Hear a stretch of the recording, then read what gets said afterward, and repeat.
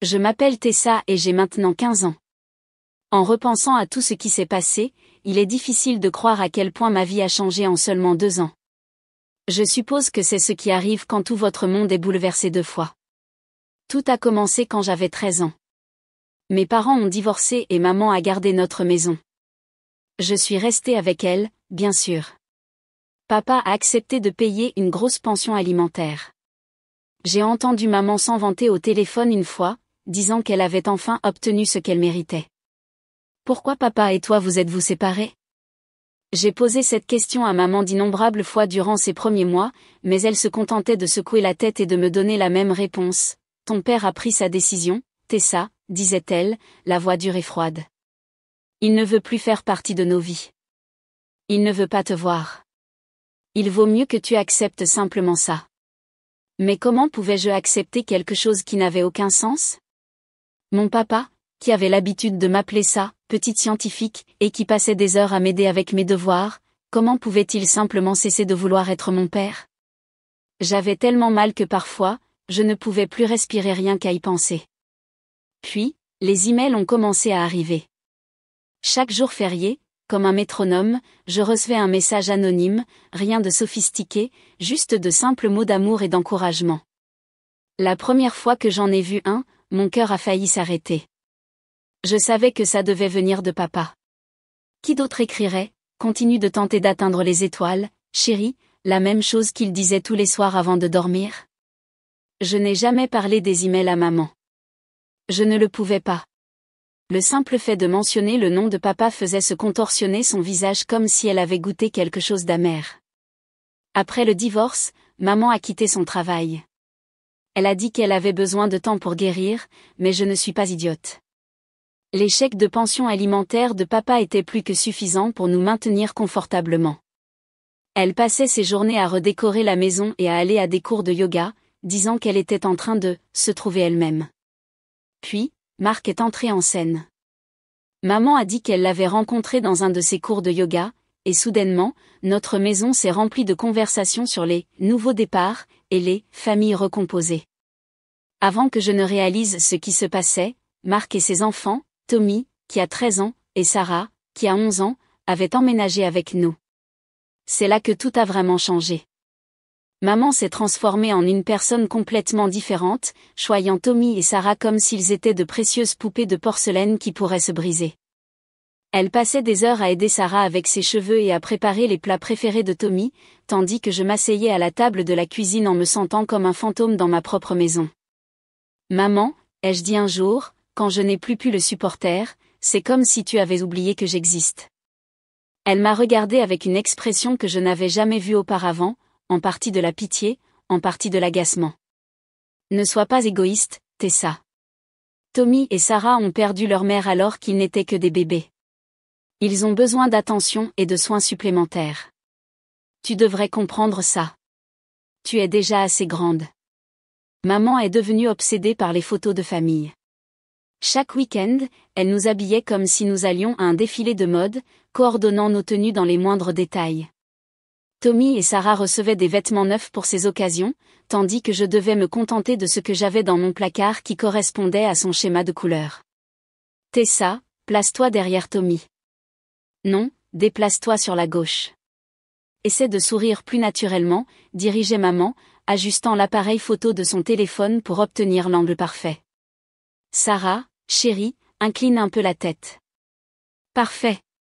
Ces séances photos duraient parfois des heures, clic après clic, pause après pause, jusqu'à ce que maman obtienne exactement ce qu'elle voulait pour son compte de réseaux sociaux. Le pire, c'était ensuite, quand elle se vantait des résultats à chaque réunion de famille. Regardez combien de « j'aime ça », disait-elle avec enthousiasme à la tante Karen ou à l'oncle Pet.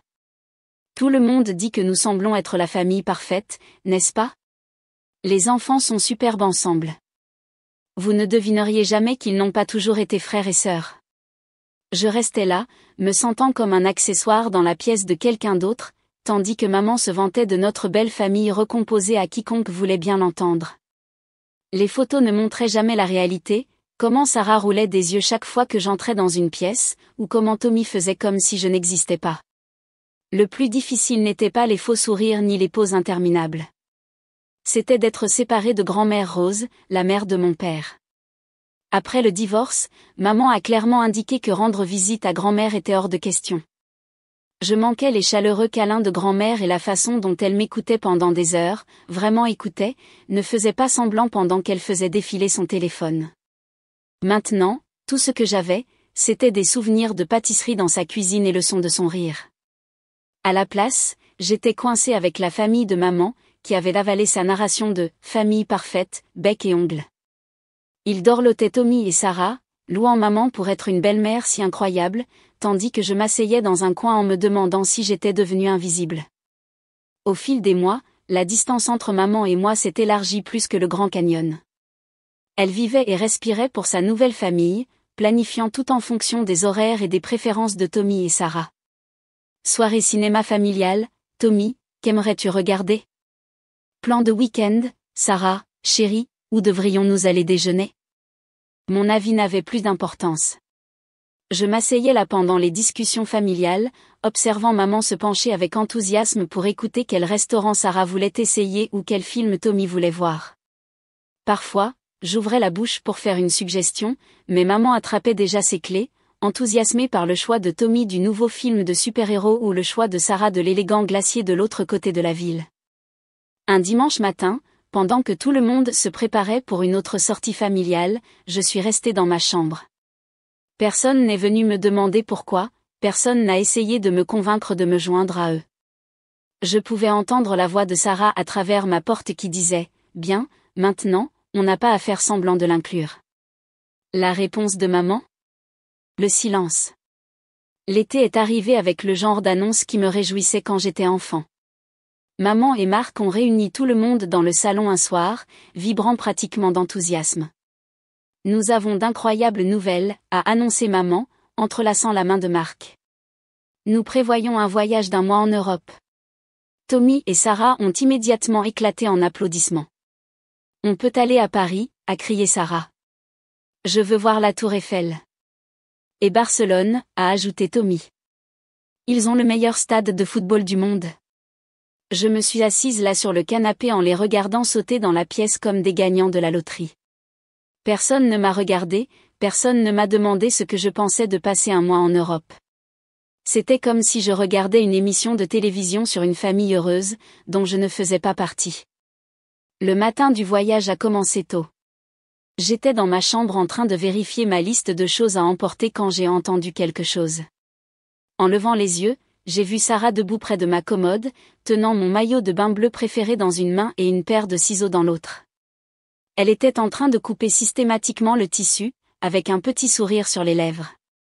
Pendant un instant, je suis restée là, figée. Je savais que Sarah ne m'aimait pas, elle l'avait assez clairement montré au cours des 2 dernières années, mais ça, c'était différent, c'était cruel. Je me suis jetée en avant, essayant de lui arracher les ciseaux des mains. « Donne-moi ça !» Sarah a reculé, et soudainement, nous nous sommes battus pour les ciseaux. Elle était plus petite que moi, mais étonnamment forte.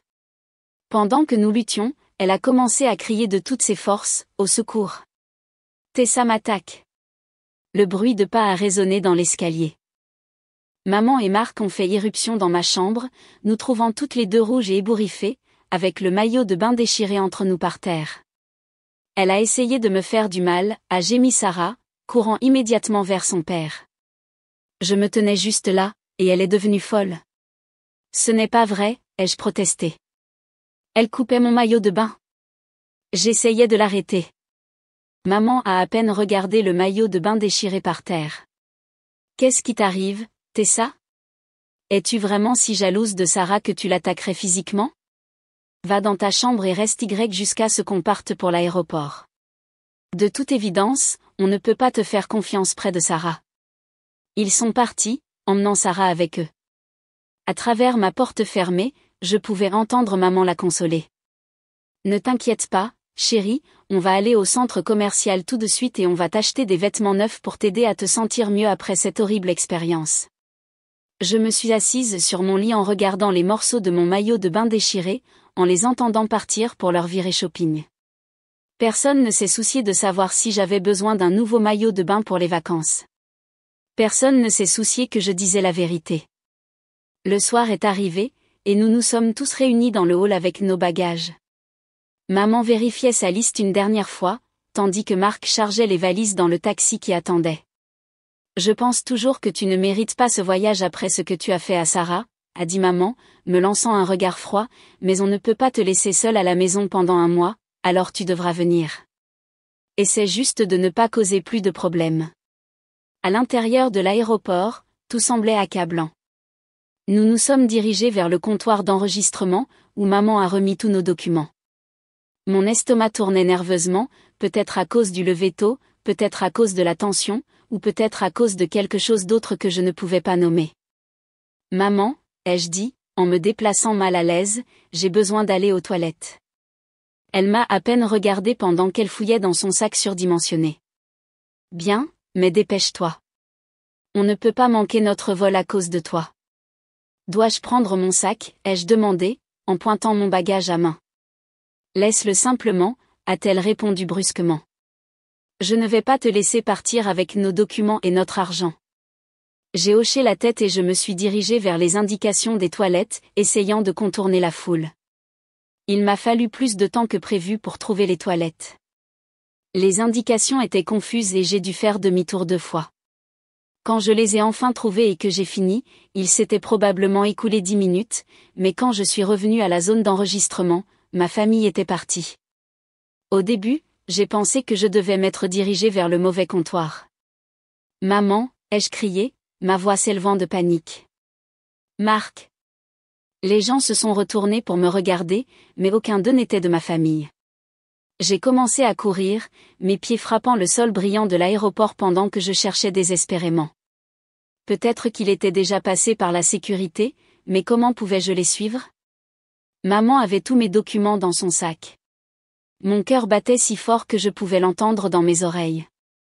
Je n'avais pas de téléphone, il était dans mon sac. Je n'avais pas d'argent. Maman l'avait aussi. Je n'avais pas de pièce d'identité, ni de carte d'embarquement, rien. J'ai couru jusqu'à la zone d'enregistrement, puis aux toilettes, puis à la salle à manger. Le temps a semblé se brouiller pendant que je cherchais frénétiquement, ma panique grandissant à chaque minute qui passait. Des gens passaient à côté de moi, traînant leurs valises, embrassant leurs familles pour les saluer, vivant leur vie normale tandis que mon monde s'effondrait. Finalement, après ce qui m'a semblé des heures mais qui a probablement été seulement une, je n'ai plus pu courir. Je me suis arrêtée au milieu du terminal, entourée d'étrangers, et j'ai éclaté en sanglots, non pas des larmes silencieuses et dignes, mais d'énormes sanglots qui ont secoué tout mon corps. Ça va, chérie, une voix douce a interrompu mes sanglots. J'ai levé les yeux et j'ai vu une femme en uniforme d'aéroport, son visage ridé d'inquiétude. Où sont tes parents? J'ai essayé d'expliquer en larmes, les mots sortant par hoquets entrecoupés. Ils sont partis. Je suis juste allée aux toilettes. Ils avaient toutes mes affaires. Le visage de la femme a changé lorsqu'elle a compris ce que je disais. Elle a passé un bras autour de mes épaules et m'a conduite à travers une porte sur laquelle il était écrit « Personnel de l'aéroport uniquement ». Avant que je ne m'en rende compte, j'étais assise dans un petit bureau tandis que des personnes sérieuses en uniforme de sécurité me posaient des questions et passaient des appels téléphoniques. Ils ont vérifié les images de sécurité, leurs visages sont devenus plus sombres pendant qu'ils regardaient. L'un d'eux prenait des notes, rédigeant un rapport de police officielle. C'est confirmé, j'ai entendu un agent dire à un autre. Ils se sont enregistrés, ont attendu qu'elles partent, puis se sont rendus à leur porte et ont embarqué dans leur vol. Ils ont déjà décollé. A-t-il quelqu'un que nous pouvons appeler pour toi? A demandé l'un des agents de police, la voix plus douce maintenant. Un membre de ta famille adulte qui pourrait venir te chercher? Je me suis essuyé les yeux avec le mouchoir qu'on m'avait donné. Mon père, ai-je dit à voix basse. Je ne l'ai pas vu depuis 2 ans, mais je connais son nom et où il travaillait. Ils ont noté les informations, et je les ai entendus passer des appels dans la pièce voisine.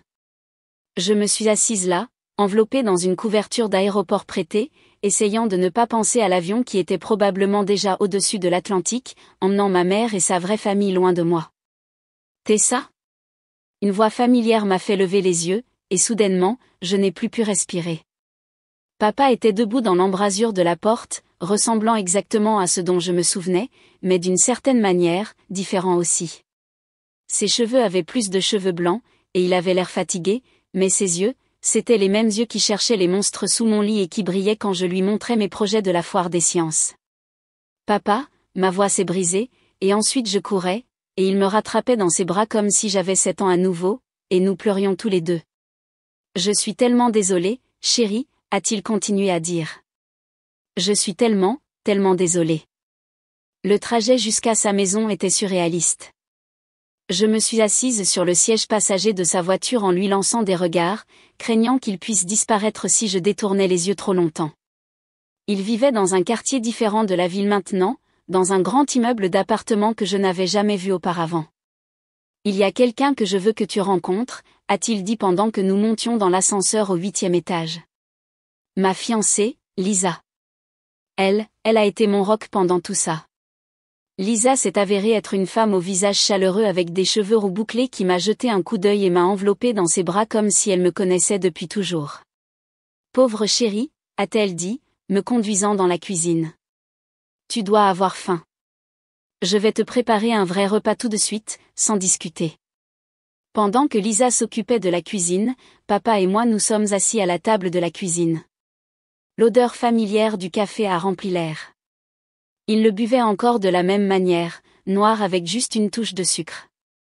Tessa, a-t-il finalement dit, les mains autour de sa tasse de café, je pense qu'il est temps que tu saches la vérité sur ce qui s'est passé il y a 2 ans. Ce jour-là, je suis rentrée tôt du travail. Je n'étais pas censée être là, mais une réunion avait été annulée, sa voix était ferme, mais je pouvais voir ses mains trembler légèrement. J'ai trouvé ta mère dans notre salon avec Marc. Il ne faisait pas que parler. J'ai senti mon estomac se contracter en comprenant ce qu'il voulait dire. Quand je les ai confrontés, Marc a essayé de se montrer dur. Nous nous sommes disputés, ce n'est pas mon moment de gloire. Ta mère a essayé de s'interposer entre nous, et l'un de nous, je ne suis toujours pas sûre de qui, l'a poussé accidentellement. La voix de papa s'est brisée. Pendant que nous luttions, elle est tombée et a heurté la table basse assez fort. Il y avait du sang sur son visage là où elle avait été frappée, et ses mains étaient toutes éraflées. J'ai essayé de l'aider, mais avant que je puisse, elle m'a regardé directement et a dit que si je ne faisais pas exactement ce qu'elle voulait, elle irait à la police. Elle a dit qu'elle leur dirait que je l'avais frappée, qu'elle avait les bleus pour le prouver. Elle a dit qu'elle irait en prison, et qu'elle ne te reverrait plus jamais. Il m'a regardé, les yeux pleins de douleur. Elle m'a donné ses conditions, le divorce, la maison, la pension alimentaire, et je devais rester loin de toi, complètement loin. Elle a dit que si j'essayais de te contacter ou de te dire la vérité, elle tiendrait sa menace. Le lendemain matin, j'étais assise sur le comptoir de la cuisine en grignotant mon petit déjeuner lorsque Lisa s'est assise à côté de moi avec une expression déterminée sur le visage. Tessa, a-t-elle dit, remuant son café pensivement, mon frère Michael est avocat en droit familial. Il est très bon dans ce qu'il fait, et je pense qu'il peut nous aider dans ta situation. Papa a levé les yeux de son journal, une étincelle d'espoir traversant son visage. Tu crois qu'il accepterait l'affaire? Tu plaisantes? Lisa a sorti son téléphone. Quand je lui ai raconté ce qui s'est passé à l'aéroport, il était prêt à venir ici même à ce moment-là. Il attend juste qu'on lui donne le feu vert. Tout s'est passé très vite après ça. Michael s'est avéré être un homme grand avec les mêmes cheveux roux et les mêmes yeux aimables que Lisa, mais il y avait de l'acier sous son apparence gentille. Il s'est assis avec nous à la table de la salle à manger, prenant des notes détaillées pendant que je racontais mon histoire. Il a passé quelques appels sur place, sa voix changeant en ce que Lisa appelait son « mode avocat ». En quelques heures, il avait déposé des documents auprès des services de protection de l'enfance et des autorités de tutelle. Ils ont pris en charge l'affaire immédiatement. Apparemment, abandonner votre enfant dans un aéroport attire l'attention des gens. Quelques jours plus tard, papa a suggéré que nous rendions visite à quelqu'un de spécial. Il y a quelqu'un qui t'a terriblement manqué, a-t-il dit pendant que nous conduisions dans des quartiers familiers, quelqu'un qui n'a jamais cessé de demander de tes nouvelles. Quand nous sommes arrivés chez grand-mère Rose, mon cœur a failli s'arrêter. Elle avait exactement le même aspect, la peinture jaune, les jardinières aux fenêtres, Même la vieille balançoire du porche où nous nous asseyons pour boire de la limonade. La porte d'entrée s'est ouverte en grand avant même que nous n'arrivions. Tessa, a crié grand-mère, et soudainement, je me suis retrouvée enveloppée dans un de ces fameux câlins d'ours, du genre qui sentait la cannelle et le linge propre. Oh, ma douce fille, laisse-moi te regarder. Nous avons passé l'après-midi à regarder de vieux albums de photos, à manger les célèbres biscuits aux pépites de chocolat de grand-mère et à rattraper le temps perdu. Elle m'a montré les cartes d'anniversaire qu'elle avait écrites mais qu'elle n'avait pas pu envoyer, soigneusement rangées dans un tiroir avec des coupures de journaux de la liste d'honneur de mon école qu'elle avait gardée. Les jours sont devenus des semaines, et avant que je ne m'en rende compte, un mois s'était écoulé. Maman et sa parfaite nouvelle famille étaient encore en Europe, vivant leur meilleure vie selon leurs publications sur les réseaux sociaux.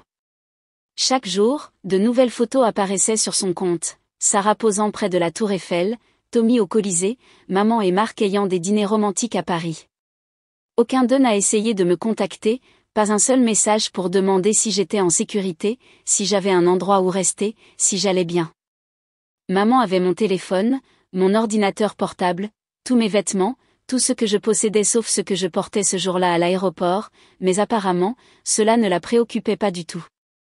Je me connectais à mes comptes de réseaux sociaux depuis l'ordinateur de papa, et je pouvais voir que tous étaient actifs. Il publiait des photos, aimait les mises à jour des autres personnes, commentait les publications d'amis. Il pouvait voir que j'étais aussi en ligne. Le petit point vert à côté de mon nom le laissait clairement entendre, mais rien, pas même un simple SMS de « J'espère que tu es vivante ». C'est papa qui a eu l'idée que je sois là à la maison quand il reviendrait. Je me suis assise dans le salon, le cœur battant fort pendant que j'entendais le taxi s'arrêter dehors. Papa était caché dans le bureau en attendant le moment opportun. Nous pouvions entendre leur voix à travers la porte d'entrée, riant et bavardant sur leur incroyable aventure européenne. La clé a tourné dans la serrure, et ils sont tous entrés, chargés de sacs de courses et de valises.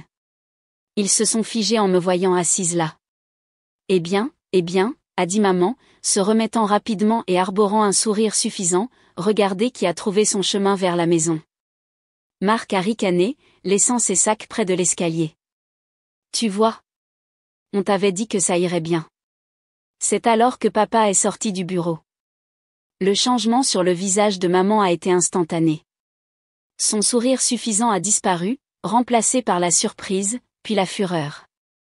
Qu'est-ce que tu fais dans ma maison? A-t-elle crié, reculant contre Marc. Pars immédiatement. Papa est resté ferme, sa voix calme mais ferme. Je suis là pour te dire comment ça va se passer, Karen.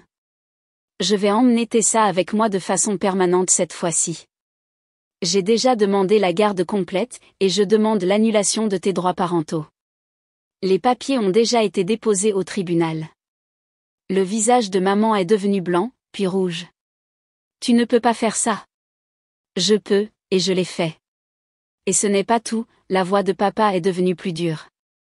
Il y a aussi les accusations criminelles de mise en danger d'un enfant. Abandonner un mineur dans un aéroport, cela entraîne une peine de prison sérieuse pour vous deux, il a regardé accusateur Marc. Toi, la voix de maman a tremblé de rage, tu crois que quelqu'un te croira après ce que tu m'as fait? J'ai encore des photos de mes blessures. Je dirai à tout le monde comment tu m'as frappé. Papa a vraiment souri alors, mais ce n'était pas un sourire heureux. Vas-y. Mon avocat s'est déjà préparé à ce vieux mensonge. Mais voilà la chose, Karen. Tu n'as pas déposé de rapport de police immédiatement, et maintenant tu as détruit ta propre crédibilité en abandonnant notre fille dans un aéroport. Tout est en vidéo, chaque seconde de toi en train de t'éloigner, d'embarquer dans cet avion, de profiter de tes vacances européennes, tandis que notre fille de 15 ans était abandonnée sans argent, téléphone ou pièce d'identité. Quelle sorte de mère fait ça? Nous. Maman a regardé désespérément Marc, qui semblait essayer de disparaître en arrière-plan. Aucun juge ne va croire tes accusations maintenant, a continué papa, pas après ce que tu as fait, pas avec le rapport de police, les images de l'aéroport, les publications sur les réseaux sociaux qui montrent que tu n'as même pas essayé de vérifier si ta fille était en sécurité. Tu as montré tes vraies couleurs, Karen, et maintenant tu vas en subir les conséquences. Le procès a été plus rapide que ce que nous attendions. Michael a dit que c'était parce que les preuves étaient si accablantes, les images de l'aéroport, le rapport de police, les publications sur les réseaux sociaux qui les montraient en train de s'amuser en Europe pendant que j'étais abandonnée. La juge n'a même pas eu besoin de beaucoup de temps pour prendre sa décision. Maman a perdu tous ses droits parentaux. Les paiements de pension alimentaire que papa avait effectués ont été immédiatement annulés. Il a obtenu la garde complète de moi, ce qui, honnêtement, ressemblait simplement à officialiser ce que nous savions déjà. Je n'allais plus jamais retourner dans cette maison. Maman et Marc ont reçu 1 an de probation chacun, ainsi qu'une amende qui a fait pâlir Marc lorsque le montant a été annoncé. Je n'ai ressenti aucune satisfaction en les voyant se tordre sur leur siège. Je n'ai tout simplement rien ressenti. C'était comme voir la fin d'un film sur la vie de quelqu'un d'autre. Cela fait 6 mois. Maintenant, je suis assise dans ma nouvelle chambre dans l'appartement de papa et Lisa en essayant de décider quelle boucle d'oreille mettre pour leur mariage le mois prochain. Lisa m'a demandé d'être sa demoiselle d'honneur, et la robe que nous avons choisie est accrochée à la porte de ma garde-robe, d'une couleur bleu pâle comme le ciel d'été. Je ne sais pas ce qui est arrivé à maman et à sa vraie famille après le procès. Ils ont déménagé quelque part. Je l'ai entendu dire à la tante Jenny, qui, avec la plupart des membres de la famille de maman, s'est étonnamment rangée de notre côté lorsqu'elle a appris ce qui s'était passé. Le sang n'excuse pas ce qu'elle t'a fait, avait dit la tante Jenny avec fermeté. Grand-mère Rose vient tous les dimanches dîner maintenant, apportant toujours ses célèbres biscuits aux pépites de chocolat et de nouvelles histoires sur l'enfance de papa qui le font gémir et moi rire. Parfois, nous regardons ensemble de vieux albums de photos, mais maintenant, nous créons aussi de nouveaux souvenirs, en remplissant de nouvelles pages avec des photos de moments heureux. Je suis allée au lycée Riverside après que tout se soit calmé. Je n'allais en aucun cas continuer à aller à l'école avec Tommy et Sarah. Il s'est avéré que c'était la meilleure décision de ma vie. Mes nouvelles amies, en particulier Rachel et Kim, sont le genre de vraies amies que je n'ai jamais eues dans mon ancienne école. Elles ne connaissent pas toute l'histoire de pourquoi j'ai changé d'école, mais elles en savent assez pour comprendre pourquoi je me tais parfois lorsque les gens parlent de leur mère. Parfois, je me surprends à me demander ce que deviennent maman, Marc, Tommy et Sarah, mais c'est plus comme me demander ce que deviennent des personnages d'un livre que j'ai lu il y a longtemps. Il y a une distance là, une irréalité dans ces souvenirs. Je les ai tous bloqués sur les réseaux sociaux, non pas par colère, mais parce que je n'ai tout simplement plus besoin d'en savoir plus. J'en ai fini d'être le fantôme dans leurs photos de famille parfaite. Papa dit que je suis plus forte qu'il ne l'a jamais été à mon âge. Il a peut-être raison, mais je pense que j'ai juste de la chance de l'avoir lui, Lisa, grand-mère Rose et toutes les personnes qui m'ont montré ce qu'est une vraie famille, des personnes qui vous soutiennent, qui se battent pour vous, qui veillent à ce que vous sachiez que vous êtes aimé.